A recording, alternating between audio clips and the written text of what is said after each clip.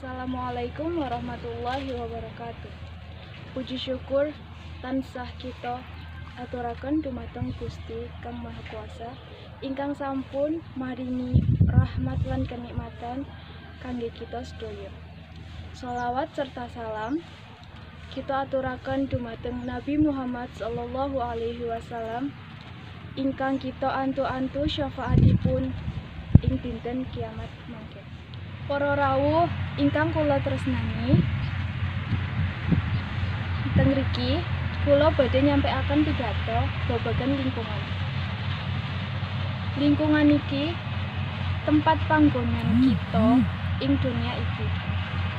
Para rawuh ingkang kula tresnani, kaping pisan ingkang kula sedaya perlu sadari, lingkungan iki perlu kita jagi sae-sae supados ngasilake keuntungan lan ngadohake saka bencana-bencana. Para rawuh ingkang kula tresnani, kita njagi lingkungan amargi menika supados mboten enten bencana-bencana alam kayata banjir, tanah longsor, utawa liya-liyane. Salah sawijining cara njagi lingkungan yaitu kita kudu ngresikake lingkungan ing sekitar kita. Kita sedaya kudu njaga lingkungan supados nyiptakake lingkungan kang layak, nyaman, lan tentrem.